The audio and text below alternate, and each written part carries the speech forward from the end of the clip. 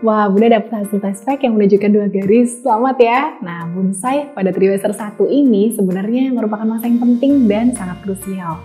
Pada waktu ini, organ janin seperti sistem syaraf, otak, dan juga jantung sudah mulai berkembang.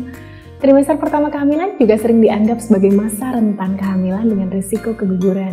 Tak heran, banyak sekali anggapan yang dipercaya padahal belum tentu benar. Agar tidak sampai salah, yuk simak apa saja mitos dan fakta trimester 1 yang perlu bonsai ketahui. Tapi sebelumnya, jangan lupa tekan tombol subscribe dan juga nyalakan tombol lonceng, jadi bonsai bisa ngikutin video-video di setiap edisi.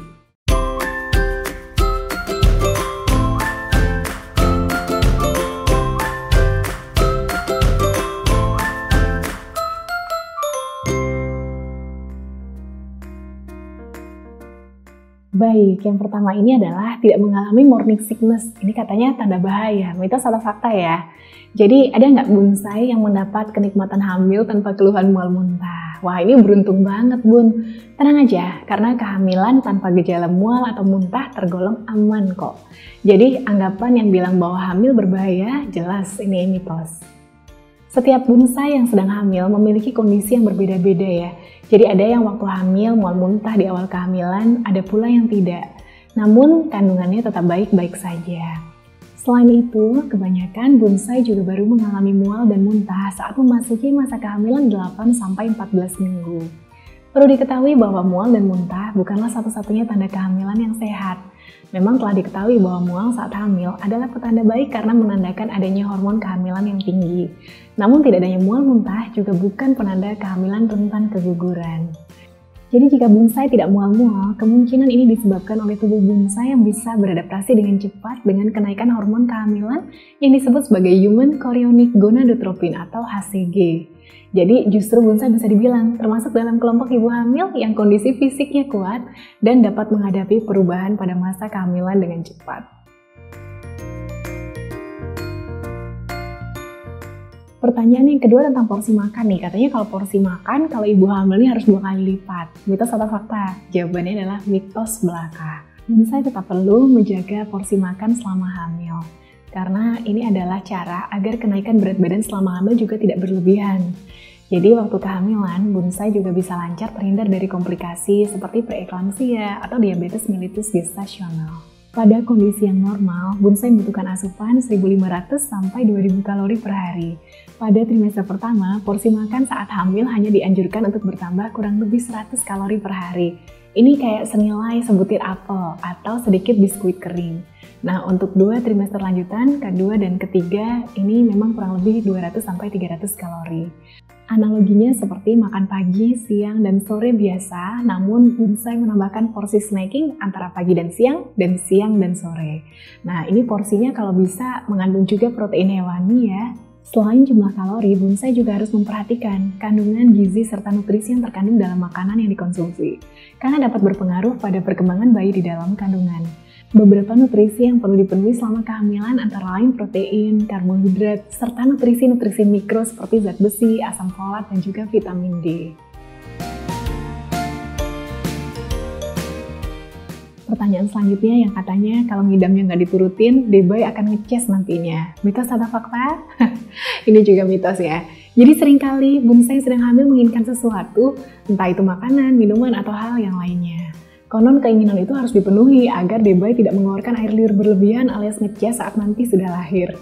Jadi ini juga mitos yang tidak pernah terbukti dalam dunia medis secara ilmiah. Ngeces merupakan pengeluaran cairan ludah dari rongga mulut yang tidak sengaja. Ngeces biasanya terjadi usia 3 bulan dan hal ini normal dalam tumbuh kembang bayi karena kelenjar air liur debay baru aktif. Fase ini bersamaan dengan bayi yang mulai belajar mengunyah sehingga sering memasukkan tangan ke mulut yang tentunya akan merangsang air liurnya untuk keluar. Nah, tapi memang selain itu ada beberapa penyebab lain mengapa debay jadi sering ngeces gitu ya. Seperti sedang tumbuh gigi, sakit, misalnya flu atau pilek, atau memang kondisi medis lain yang perlu perhatian seperti cerebral palsy. Pertanyaan yang favorit tapi malu-malu nanya ini adalah tentang hubungan seks katanya bisa menyakiti debay, mitos atau fakta? Nah yang ini jawabannya mitos juga ya. Happy kan? Jadi selama kehamilannya bonsai ini dinyatakan sehat dan dokternya juga memberikan lampu hijau, maka berhubungan intim saat hamil tentu saja diperbolehkan. Bahkan melakukan hubungan seks saat hamil itu terbilang aman. Jadi nggak perlu khawatir ya, bayi di dalam rahim juga terlindungi oleh kantung ketuban, otot rahim yang kuat, dan lendir tebal yang menutupi leher rahim. Jadi selama hubungan seksual, penetrasi penis juga tidak akan menembus leher rahim sehingga tidak akan menyakiti bayi. Tapi ada satu hal yang perlu diingat. Jadi yang namanya prostaglandin memang ada dalam air mani atau sperma yang dapat memicu kontraksi rahim. Jadi ingetin ya ayah untuk menggunakan kondom jika akan melakukan hubungan seksual. Pertanyaan berikutnya tentang olahraga. Katanya olahraga saat hamil bisa memicu keguguran. Mitos atau fakta? Jadi yang namanya tetap sehat dan bugar saat hamil adalah salah satu hal terbaik yang dapat bonsai lakukan untuk diri sendiri dan di bayi. Jadi jawabannya mitos ya bun? Dalam kondisi kehamilan yang tidak beresiko, olahraga memiliki manfaat yang sangat banyak untuk bonsai. Seperti menjaga penambahan berat badannya supaya tidak berlebihan, menyiapkan tubuh untuk juga menahan lebih banyak beban, dan membuat bonsai bugar saat persalinan nanti. Selain itu, bonsai yang rutin berolahraga juga mengalami keluhan kehamilan yang minimal dan tidur yang lebih nyenyak. Pilihlah olahraga yang ringan dan santai seperti berjalan kaki, yoga, berenang, atau senam hamil. Juga jangan lupa konsultasikan dengan dokter agar semuanya dipastikan aman. Hindari dulu sementara jika memang sudah ada riwayat flek, kontraksi sebelum waktunya, atau misalnya bonsai dinyatakan adanya inkompetensia serviks dan perlu pembatasan aktivitas fisik sementara. Pertanyaan selanjutnya, dikala hamil muda katanya nggak boleh makan nanas karena bisa keguguran. Jadi mitos atau fakta nih? Ini adalah kepercayaan yang termasuk urutan ke atas pada mitos fakta kehamilan. Padahal sebenarnya hanya mitos loh. Jadi nanas ini mengandung enzim bromelain yang dapat memecah protein dalam tubuh dan menyebabkan perdarahan. Tapi satu hal yang perlu digarisbawahi adalah jumlah bromelain dalam nanas sangat kecil.